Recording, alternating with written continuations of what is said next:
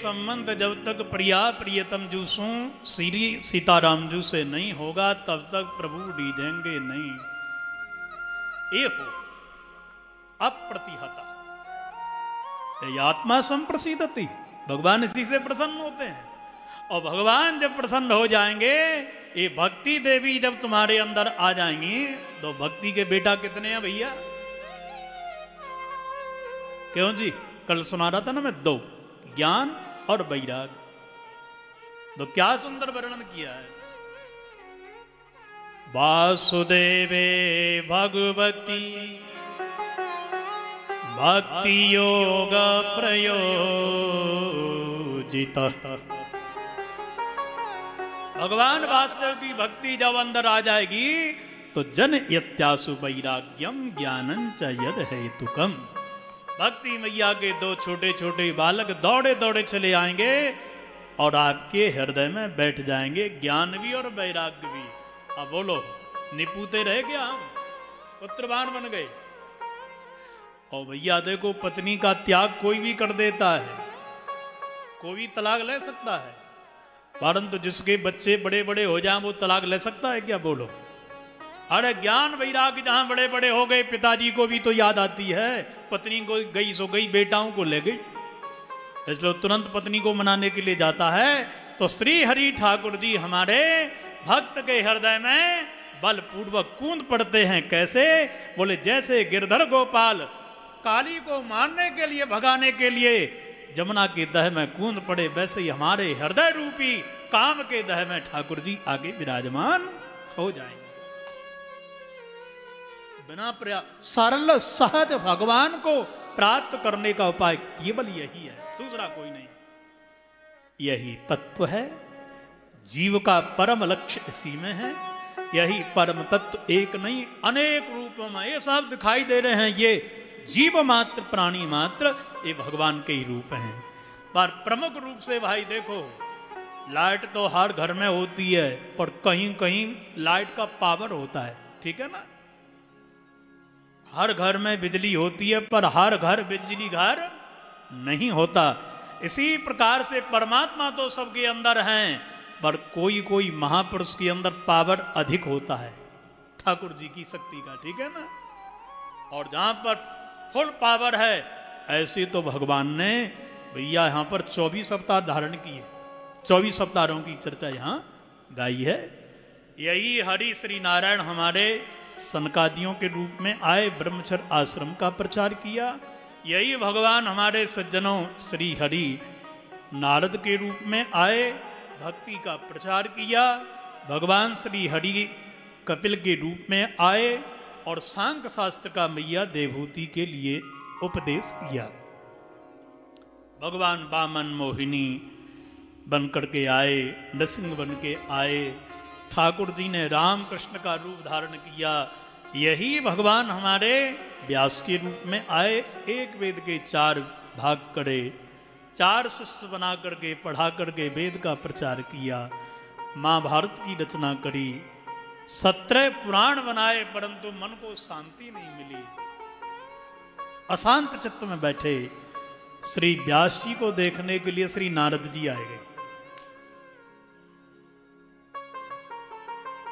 श्री नारद जी पधारे।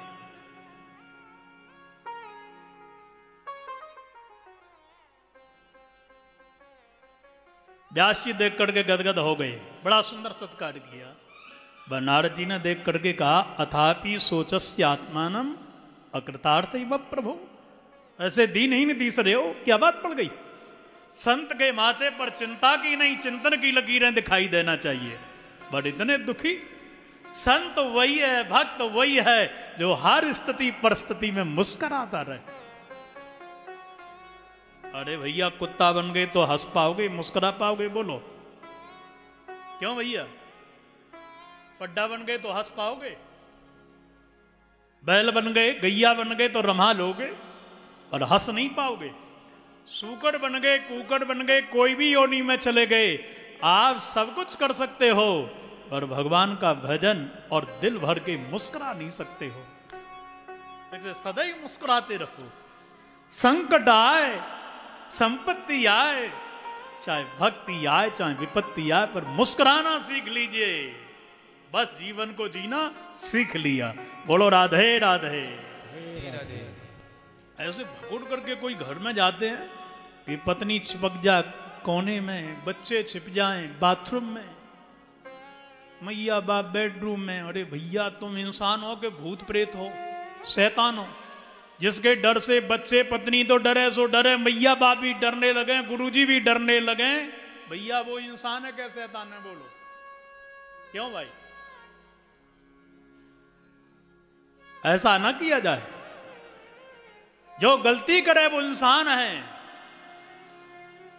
एक बार गलती करे वो इंसान है, दो बार गलती करे वो शैतान होता है, और बार बार गलती करे वो पाकिस्तान होता है। और जो बार बार गलती करने पे भी क्षमा कर दे उसी का नाम हिंदुस्तान होता है। बोलो राधे राधे। तो एक आध बार गलती हो जाए तो हो जाए, पर बार बार तो ना करो यारो, मुस्कुराते रहो। पत्नी ने कुछ कर दिया, बच्चों ने कर दिया, देखो इसको रिपीट नहीं करना है, ठीक है ना?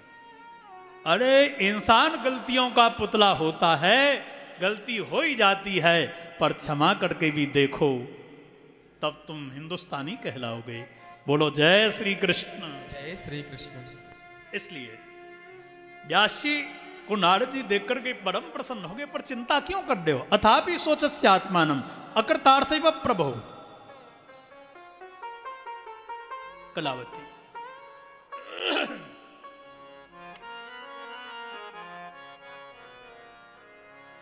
क्या बात है व्यास जी? व्यास जी ने कहा नारद जी मैंने वेद पुराण शास्त्र सब कुछ बनाए, पर मन के लिए शांति नहीं मिल रही है, मैं क्या करूं? नारद जी ने तुरंत रूपरेखा जान करके बात को समझ करके समाधान किया। देखो व्यास जी, कभी कभी पाप करने से भी परमात्मा मिल जाते हैं, कभी कभी पुण्य करने से भी बंधन हो जाता है। बॉर्डर पर सिपाही ने, सैनिक ने किसी व्यक्ति को, आतंकवादी को मार दिया, अब बोलो उसको दंड मिलेगा कि ना? क्यों भाई? उसको पाप नहीं लगेगा। और आपके शहर में किसी व्यक्ति ने यदि किसी को मार दिया तो भारत गवर्नमेंट उसके लिए, भारत का संविधान उसके लिए गल फांसी देता है। एक को मृत्यु, एक को ना। क्यों? क्योंकि एक ने स्वार्थ के लिए किया है, एक ने परमार्थ के लिए किया है। स्वार्थ के लिए किया हुआ पुण्य भी आपके लिए घातक बन सकता है, और परमार्थ के लिए किया हुआ पाप भी कल्याण का हेतु बन सकता है। कुछ अपने लिए करो, कुछ समाज के लिए करो, कुछ भगवान के लिए करो। अपने अपने लिए तो केवल पशु करते हैं।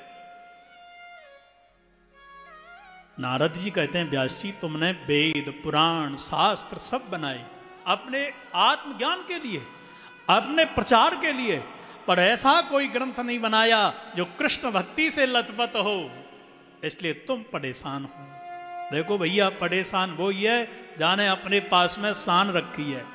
और मैं भी परेशान था। श्री नारद जी कहने लगे व्यास जी मेरी कथा सुनो। अहम पुरातीति भवे भवम मुने दास्यास्तु कस्याश्चन वेदवादिना निरूपितो बालक ये वयोगिना शुश्रूषणे प्रावृषि निर्विविक्षता। हे नारद जी, हे व्यास जी, नारद जी कह रहे हैं अहम पुरातीत भवे भवम मुंडे दास्यास्तु कस्या सनवेद वादना। हम भी पूर्व जन्म में देखो बड़े दुखी थे। अपनी मैया के 5 वर्ष के बेटा पिताजी चले गए, स्वर्गवासी हो गए। ब्राह्मणों की बस्ती में मैया मोकू लेके रहती। ध्यान दीजिए कौन कह रहे हैं? राधे राधे नारद जी कह रहे हैं। अब मैया जब रहती, एक बार की बात, आषाढ़ का महीना, अब मेरा तो नियम था रोजीना भिक्षा लेकर के आवते, और भिक्षा लेकर के मैया प्रसादी बनाती, गोविंद को भोग लगा के मैया बेटा पा लेते। अब आषाढ़ के महीने में साधु हमारे कुटिया पर आए। आकर के संतों ने कहा, सीताराम प्रसादी मिलेगी कि नहीं? तो मैया ने कहा बिल्कुल मिलेगी महाराज। मैया ने मोकू भेजो दौड़ करके, बेटा लियो भिक्षा सो भिक्षा लेकर के मैं आयो, बढ़िया प्रसादी बनाई, सीताराम जी को भोग लगो, संतन को हमने खिलाई, बाद में हमने खाई। और तो का कहे महाराज, उन संतन को मन हमारी कुटिया की जगह पे ऐसा लगो, एक दिन ना चातुर्मास यज्ञ करने के ताई महात्मा उसी कुटिया पर रुक गए।